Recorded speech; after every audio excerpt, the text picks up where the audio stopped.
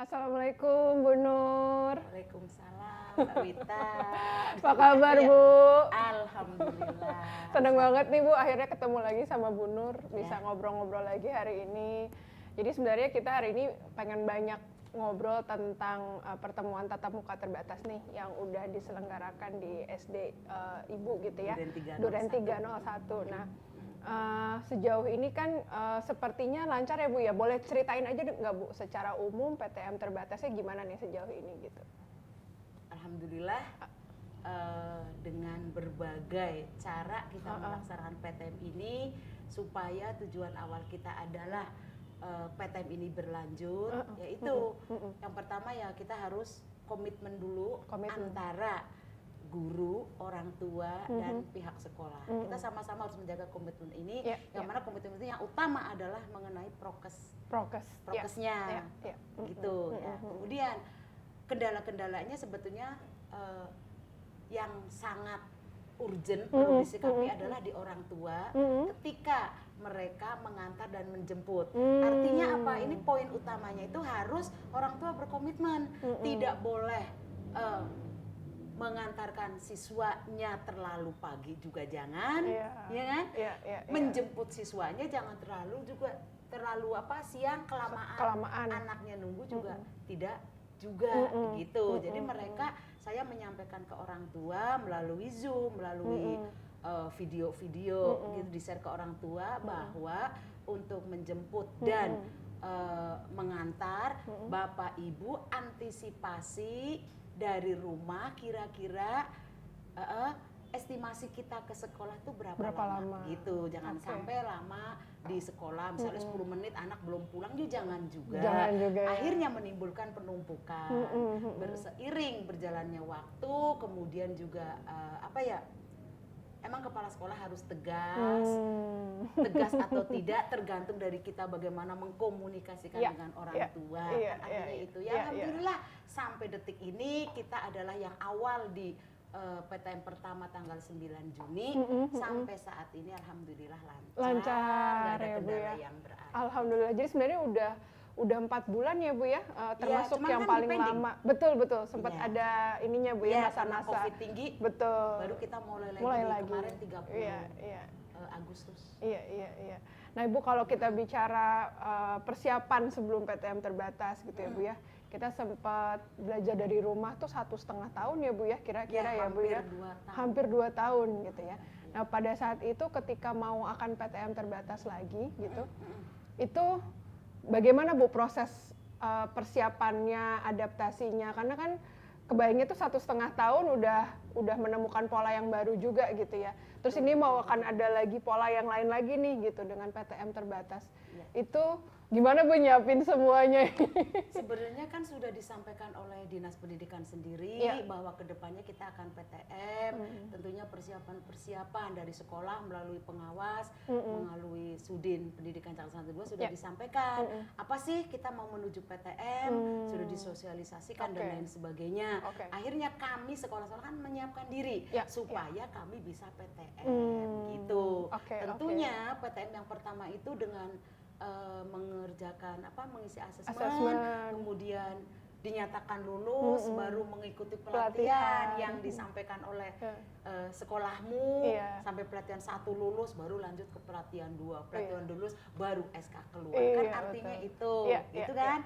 Nah kemudian sebelum kita melangkah ke PTM yang sebenarnya, saya mindset guru-guru, kemudian orang tua melalui Zoom, melalui tatap muka dengan guru-guru, karena guru-guru sedikit, kita tatap muka masih berani, kita karena orang tua kan melalui Zoom aja. Gitu nih, bahwa kita bersama-sama menuju ke PTM, tentunya harus ada kolaborasi dan kerjasama ini bertiga.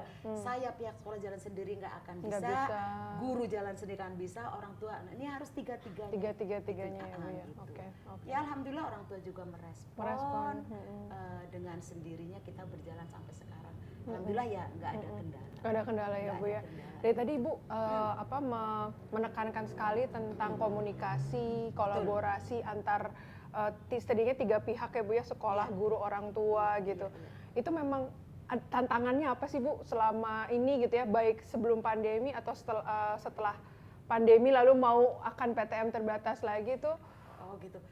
Sebenarnya begini Mbak, ketika kita tatap muka kan enak ya, Oke. sebelum pandemi. Iya. Kita ngumpulin orang tua dengan enaknya. Pak Bu datang tanggal jam sekian nggak masalah. Iya. Ini kan karena pandemi, menjaga prokes itu, kita harus bikin jadwal dan lain sebagainya. Zoom juga kapan waktunya, tentunya Zoom dilaksanakan ya setelah anak-anak kan PTM, setelah anak-anak BDR dari rumah, karena kan HP-nya dipakai sama anaknya. Kan harus gantian ya Bu. Ya tetap aja ya, biar bagaimanapun juga ya enak tatap muka gitu. Cuma kan sekarang masih terbatas. Sedikit-sedikit. Kemarin kita 1 bulan anak tuh 2 minggu sekali. Tujuannya apa? Supaya mereka rapi dulu, tertata, dia jalannya masuknya sudah paham banget. Berarti ketika saya masuk nanti yang seminggu sekali ini sudah berjalan, akhirnya kan teratur, nggak ada penumpukan. Orang tua juga sudah punya komitmen sendiri, paling ada 1-2 orang kan yang tadi menunggu sebentar nunggu sebentar, ternyata kan ada kendala, ya kan kita nggak mungkin semua orang tua harus gitu kan, nggak mungkin pasti gitu, tapi kan bisa diatasi, ya 2 orang kan bisa. Nah anak SD kan beda Mbak, kalau misalnya orang tuanya nggak komitmen, jemputnya pada siang-siangan, kan banyak-banyak guru sayanya suruh nungguin. Nah kalau anak SMP SMA, anak SD kan nggak boleh gitu, deket-deket, jangan saya selalu gitu. Tapi alhamdulillah udah nyaman mereka, ya, dari gestur mereka sekolah udah beda sekarang, kan udah berapa kali pertemuan, nggak kayak dulu kasihan loh. Dulu tuh gimana Bu awal? Diem aja gini, tekluk. Apa karena datang ke sekolah merasa diawasi? Itu barangkali ya. Atau gimana? Atau mereka kok udah lama saya nggak ke sekolah, kok sekolah saya begini udah ya? beda atau apa gitu ya Bu ya? Jadi kita guru nih awal-awal nih pembelajaran sekarang nih, yaitu merubah mindset siswa dulu dari yang tadinya zona nyaman di rumah dengan BDR, sekarang di sekolah dieksplor dulu, jangan membebankan dulu, sekarang bikin fun, bikin happy dulu anak di sekolah. Oke. Ya, jadi proses adaptasinya tuh terus-menerus sih kalau saya dengar cerita Ibu ya. Jadi dievaluasi berkala juga, dilihat kayak waktu demi waktunya dilihat gitu ya Bu ya. Ada masa-masa di awal mungkin kelihatan anak masih gugup, strateginya beda. Pada saat udah mulai agak panas, strateginya beda lagi gitu ya Bu ya. Sekarang udah di muka kan kelihatan, mukanya udah mulai cerah. Di mata gitu kan ya. beda, biar pakai masker juga. Betul. Gitu. Beda ya Bu ya. Kembali lagi bagaimana guru mengeksplor siswa-siswinya. Gitu aja tuh tugas guru yang utama. Yang paling berat ya tugas guru. Gitu. Harus bisa. Harus bisa ya Bu ya. Jangan didiemin aja, kasihan anak. Betul. Gitu. Kalau bukan kita siapa? Komunitas pendidikan ya kita. Betul sekali Bu. Senang sekali sih Bu kalau melihat tadi juga situasi muridnya gitu ya. Saya melihat rapi, disiplin padahal gitu Bu ya. 6 kelas masuk. 6 kelas ya Bu ya. Tapi kan nggak kelihatan kerumunan. Iya betul. 6 kelas kali 16 kan. Iya betul. Padahal kalau hampir 100 orang juga ya sebenarnya, hampir 100 murid tapi ya. kan nggak kelihatan. Iya. Gitu. Nanti kan ke depannya mungkin mau nanti seminggu bisa diatur 2 kali, kan tergantung nanti evaluasi dinas. Iya betul. Kalau kami kan sebagai tim pelaksana aja, saya kan kerja bagaimana PTM sebenarnya berdasarkan instruksi dari dinas. Iya. Nah yang juga menarik tuh Bu adalah di PTM terbatas ini kan sebagian juga masih belajar dari rumah gitu ya. Dan beberapa merasa tuh justru tertantang karena jadi harus menyiapkan 2, belajar dari rumah dan pertemuan tatap muka terbatas atau kita sebutnya blended learning itu ya Bu ya. Nah itu di sekolah Ibu ini tuh menantang juga nggak sih Bu? Ya iya jelas, karena apa ya, satu yang blended itu nih, ketika anak ada di separoh PTM, separoh kan di rumah, gitu kan. Nah, otomatis kan kita ngajarin di rumah. Kemarin sudah dicoba dengan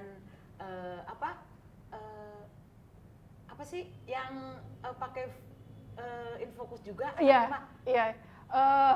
apa sih, aduh, hybrid, betul, gitu betul. nih, Iya. udah dicoba, enak. Oke, enak Saya ya? nyapanya juga enak Oke, sebenarnya. oke. Saya nyapanya enak, enaknya apa? Saya bisa nyapa siswa yang di Di rumah. rumah. Halo nak, gitu kan kelihatan. Saya bisa nyapa di sini. Di Itu kelas guru bisa juga ya? menyampaikan materi kan, Iya. berarti nggak dua. Iya. Cuman yang jadi kendala, Iya. ya kan? Iya. Karena masih awam barangkali, kan gurunya harus ada dua di dalam kelas, Oh. yang megangin ininya ini. Kemudian kan alat-alatnya harus begini, Iya, gitu. betul. Setting Kendalanya- alatnya gitu-gitu ya, Bu ya? Betul, gitu. Iya, Kalau iya. mau memang bagus gitu.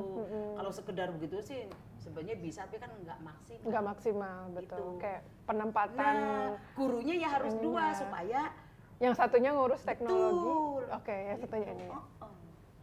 Iya. Nah, Bu, melanjutkan dari tadi ya, Bu ya, cerita di kelas kan bahwa gurunya juga perlu dua, lalu kemudian peralatannya juga ternyata juga sebenarnya perlu dipersiapkan kan ya, Bu ya. Kalau enggak tuh ya pembelajarannya nggak maksimal lah gitu ya, Bu ya. Nah, ini apa namanya?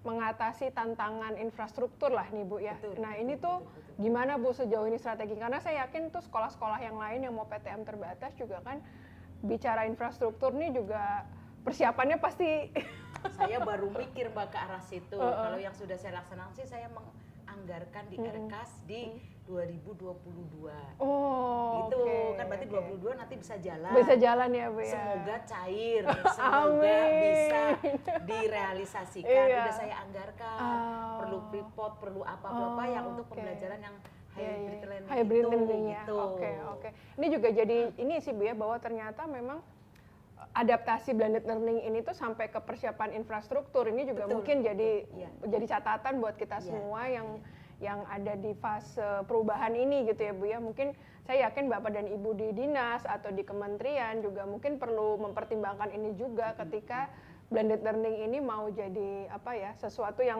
baru lah ya, Bu ya, di normal baru nanti ini tuh kayak tadi juga saya melihat apa fasilitas kesehatan itu kan sesuatu yang saya yakin sebelumnya nggak ada di anggaran Nggak ada. sekolah kan ya, Bu ya, gitu. Tidak pernah terbayangkan sekolah perlu menganggarkan alat kesehatan segini banyak gitu. Tapi mungkin kedepannya memang itu jadi salah satu perubahan yang perlu ini kan ya, Bu ya, dicatat dan dirubah bersama-sama lah gitu ya, kita adjust bersama-sama.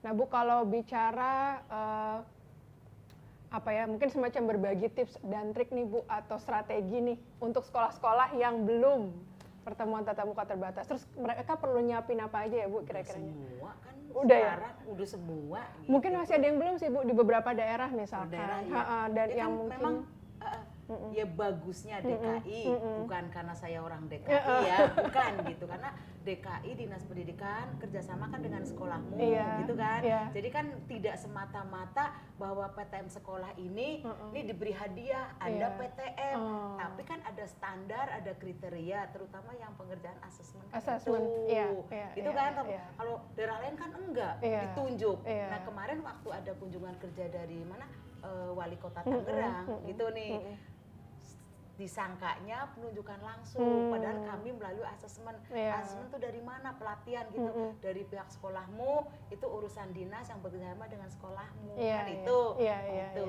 Nah, untuk kedepannya trik-triknya sih saya rasa alami ya Mbak. Saya sih saya dengan sendirinya gitu. Oke. Yang pertama yaitu kembali lagi Heeh. segala apapun permasalahannya dari sekolah dikomunikasikan dengan guru, Guru. Dan gitu. orang Kemudian tua, ya. orang tua karena ada kapasitas orang tua, ya komunikasilah dengan orang tua. Gitu. Intinya berarti komunikasinya perlu berkala dan intens lah ya, Bu ya, Betul, karena ini kan iya. fase perubahan. Terus-terusan, Uh, iya. Dan kalau ditanya apa yang akan terjadi ke depan, kita juga nggak ada Nggak yang tahu. tahu, Betul, gitu kan betul, ya. iya. Tidak ada yang bisa diprediksi. Jadi yang penting mungkin kalau dari Bu Nur adalah ya hadapi aja satu persatu, tapi kemudian dikomunikasikan juga terus aja, terus gitu lanjut. kan ya, Bu ya. Iya, contohnya ketika anak-anak pulang gitu. Nah, saya masuk ke kelas-kelas. Nah, sampaikan salam dari ibu, terima kasih. Sampaikan ke mama, ke papanya sudah membantu, ya kan? Iya. Mempersiapkan kamu ke sekolah, nanti pulang langsung nyuci baju, gitu saya selalu sampaikan. Oke. Jaga kesehatan, tetap prokes. Iya. pulang sekolah langsung pulang, Langsung nggak boleh pulang. mampir-mampir. Iya. Walaupun saya bilang ke anak Iya. kelas 1, kelas 2, mamanya, papanya, yuk makan McD dulu yuk, jangan mau ya. Bilang sama ibu kepala sekolah, saya sampai bilang begitu, Oh, Mbak. iya. Terus besoknya lagi Iya. ketemu, ayo kemarin siapa yang berani nahan diajak ke McD, itu tuh kan sepele sebenarnya. Iya, Tapi Bu. kita komunikatif ke siswa, anak menyampaikan ke orang orang tua. tua. Saya nggak Oke. tahu sih dampaknya nanti apa, tentunya ya kalau kita positif tentu dampaknya ya positif. Positif lah. ya. Gitu. Jadi komunikasi alur komunikasinya ini juga perlu jalan terus intinya Ibu ya. Jalan terus. Baik dari kepala sekolah, guru, Betul, anak, betul. orang tua Orang tua, itu iya, semuanya tuh berkomunikasi gitu. Berkomunikasi, Sehingga iya. nanti akhirnya apapun yang terjadi dalam proses proses perubahan ini tuh semuanya bisa diatasi bersama ya Bu ya. Bersama-sama, ya karena mereka betul. tahu. Betul. Karena kemudian saya melakukan Zoom 2 minggu sekali. 2 minggu sekali. Gitu Oke, Zoom. oke. Terima kasih PTM kita berjalan lancar, tapi tetap ya Bu, kita pegang komitmen kita bersama-sama untuk kedepannya supaya PTM kita berjalan gini-gini. Cuman ada nih Bu nih, misalnya gitu nih, ada tuh yang kok bawain makanan kan nggak boleh. Mohon maaf ya Bu, makanannya nggak dimakan, suruh bawa pulang karena bla bla bla. Itu saya sampaikan. Iya. Gitu. Evaluasi ada catatan-catatan ada. Ada ya Bu Selalu ya. saya sampaikan komunikasikan dengan anak. Iya. Nah Bu, Gitu. terakhir nih Bu, kalau kita bicara blended learning ini gitu ya Bu ya. Memang belajar dari rumah, PTM terbatas, ini akan jadi sebuah kebiasaan baru, Iya, kenormalan baru gitu ya Bu ya. Kira-kira apalagi nih Bu yang perlu kita siapkan atau tingkatkan nih Bu, supaya memang kedepannya blended learning ini udah akan jadi sesuatu yang Bukan kita yang jalani, baru lagi, iya gitu ya, kita gitu kan. jalani harian bersama aja gitu Bu. Kira-kira apa Bu? Terutama ini ya pelatihan-pelatihan ya untuk guru. Untuk guru Untuk ya Bu ya. Bagaimana dia membuat video yang menarik, bagaimana dia menyampaikan pembelajaran Ya. yang dari rumah nih, anak supaya nggak bosen. Saya selalu menekankan ke teman-teman yang udah ngerti, yang udah saling berbagi dengan temennya. Saling berbagi dengan temennya gitu. Iya. Iya kan kayak gitu-gitu. Jangan guru main WA doang, Iya, di-share di WA. Apalah artinya kan Iya, gitu. iya. Tapi alhamdulillah kok teman-teman di sini guru-guru. Langsung ini Bu ya. Iya. Oke, jadi memang penguasaan pada tools teknologi gitu ya Bu Betul, ya. iya. Ini memang nampaknya perlu terakselerasi juga gitu ya, supaya Iya. nanti blended learning ini akhirnya jadi kebiasaan di kenormalan yang baru gitu ya Bu ya. Makasih banyak Bu Nur. Aduh terima kasih. Seharian ini udah diperbolehkan ngobrol sama guru, orang tua, murid, disuguhin yang luar biasa juga. Jadi kami dari tim sekolahmu juga berterima kasih, bersyukur. Mudah-mudahan bisa bersilaturahmi terus ya Bu ya ke depannya. Amin. Terima kasih. Ya, sama-sama Mbak Wit. Assalamualaikum warahmatullahi wabarakatuh Bu. Waalaikumsalam warahmatullahi wabarakatuh.